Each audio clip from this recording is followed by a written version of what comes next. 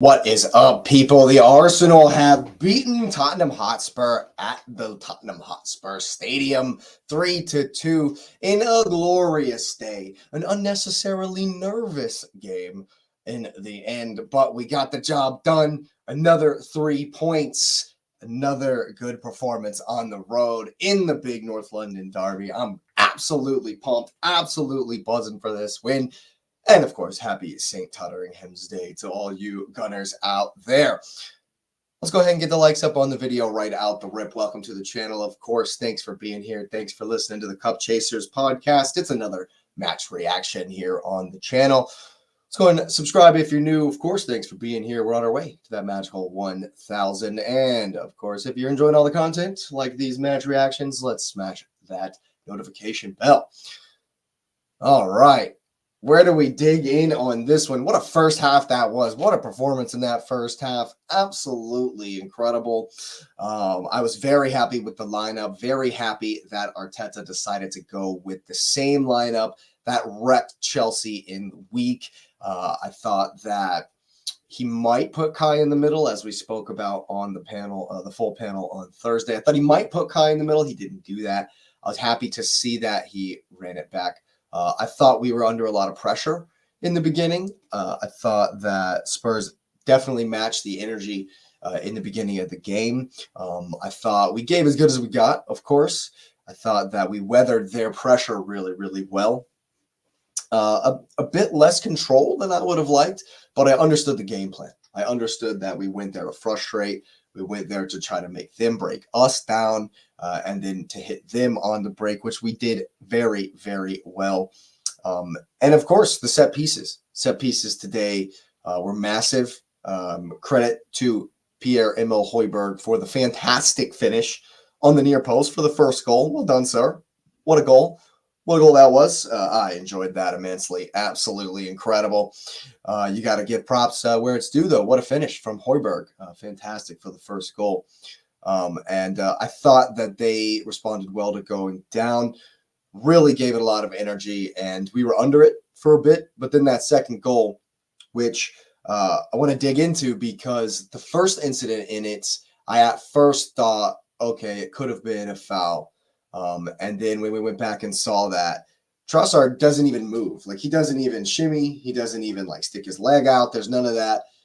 His leg, as he takes a step, comes into contact with Kulusevski as he takes a step, and Kulusevski's leg hits his own leg and goes down. Therefore, not enough for a penalty for me.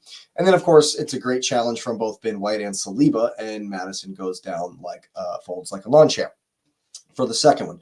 So yeah, I didn't look at that one at all. If anything on that goal, it was the first one. And then what a pass. A pass from Kai Havertz. Kai Havertz out here dinging him across, looking like prime Trent Alexander, dumping him across the field for old Saka to cut it. I mean, classic Saka. Just, I mean, we knew what he was going to do. He's going to cut it on his left. He's going to dunk it into the far corner. And they still couldn't stop it. They still couldn't stop it. Oh, it was beautiful. Beautiful to see. I thought that we definitely weathered some pressure there. Could have been a couple of moments where we kind of sat off and let them, let them get back into it. But I thought we defended really, really well today. Ben White was getting closer to his one-on-ones than I expected, than we're used to. I thought he defended very well today. I thought that Saliba and Gabriel, while they did have some shaky moments, as any team will have under such high pressure, I thought that they did well. I thought they handled it very, very well in that first half, of course, at least. And I thought we were able to play out of the back. We're able to pass it around their press really well. It was intense.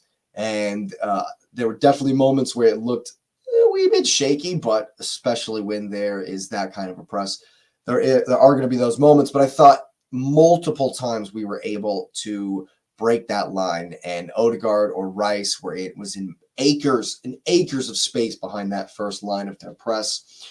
I thought we were able to keep their midfielders spread wide and unable to help with that press so that we could break the lines like that. I thought we did that very well in possession and were able to move the ball forward. Yeah, but at the end of the day, the strategy, the tactics were perfect in that first half. Sit back, soak up their pressure. We know they're coming with high energy. Try to hit them on over the top with the high line. Odegaard got in with a couple of deep runs that you love to see against those high lines a couple of times. And the pace of Mickey van der Ven was on full display today. The man's a fantastic defender, and he's just got pace for days. Just absolute pace for days. And so we can see why, as long as Van der Ven is in that high line, Ange is going to stick with it all day long. And I thought that multiple times, not only the ones where he caught Odegaard, but the ones where he caught Kai Havertz, making old King Kai look like he's wearing cement on his boots. That the high line thing is definitely works for them when Van der Ven is in there. He's definitely a good player up and comer, of course. But yeah, I thought that going forward, I thought the free kicks were where we definitely, our tactics were easy to employ when we score with the free kicks. We scored on the Højbjerg header, and then we scored again. I think it was a corner for the third goal, and I'm just loving life at halftime. Absolutely brilliant at halftime. Just incredible. And I'm just like, more of the same in the second half, please. And we came out again, same game plan, kind of the same mold to the game. We were soaking up pressure, hitting them on breaks, getting good chances. I thought Trossard did well today. I thought Declan Rice had some shaky moments, but he definitely had a good game. Martin Odegaard had some shaky moments at the beginning of that first half, a couple of misplaced passes at the beginning of that second half, I should say. And then David Raya. Another madness from David Raya. It's the same BS he did against Bayern. We're cruising. And he just loses the plot and has just an absolute shocker, an absolute horror of a moment. Just, he's the only one not switched on. I don't understand why.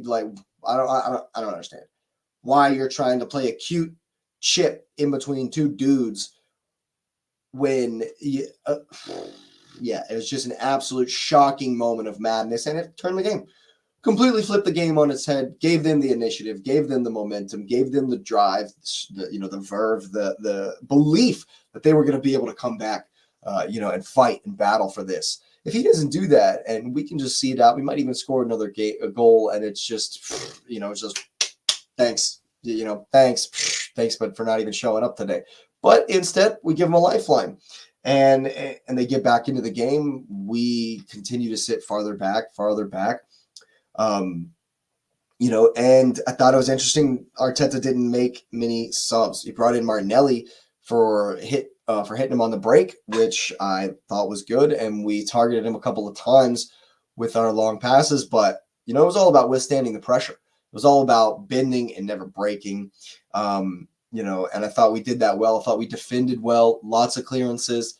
Besides Raya's absolute losing the plot, he collected the cross as well, was big in the air on the aerial duels, and I thought we defended well against the crosses in the late stages of the game. It was super nervy. The penalty.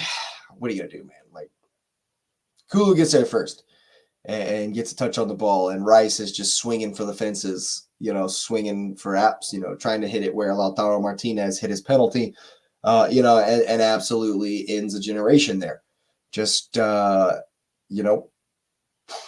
hoping that homie already had kids, because if not, yeah, because that hurt me looking at that. And they showed the replay like 97 times, like, Jesus, like, we get it. It's a clear pin, and he's destroyed the man's family jewels. Like, okay, let's move on, So yeah, nothing on that one. It's a clear pin. You can't even be, upset. Son steps up, and even though David Raya has been the hero from the penalty spot a couple of times, he's also been the donkey from the penalty spot a couple of times versus Harry Kane. And so I feared Son was dunking that in 3-2. And once again, unnecessarily backed against the wall. clearing them out, desperate clearances. This is the one time I think that I'm like, okay, you took Martin Odegaard out, fair play. He's the midfielder that's not a defender, that doesn't defend, and bring on Kivior at the end to just desperate clearances. Just I get it. You never want to see your team in that kind of a situation, but in this game, on this day, the win was all that mattered. Getting those 3 points, beating Tottenham at their stadium, one step closer to the title. As Man City and Forest kick off here, we're absolutely praying for a Forest win, of course. And it was very, very important, very big win. I thought the guys handled it well. I thought Arteta handled it well. Everyone with David Raya, really. He kind of put us under pressure there at the end, and I thought that we fought like warriors, fought like champions to hang on in the end, and it so far has been a wonderful St. Totteringham'S day. Arsenal are officially going to finish above Spurs. We knew it already, but you always love it when this day comes around. So, yeah, there you have it. Wonderful result, needed result. Let's go watch City. Thanks again for being here, guys. Get the likes up on the video, and of course, subscribe if you're new. We're on our way to the magical 1,000, and get the notification bell on so you know when all of this crazy content is coming down the line. Once again, thanks for being here, and you will see me next time.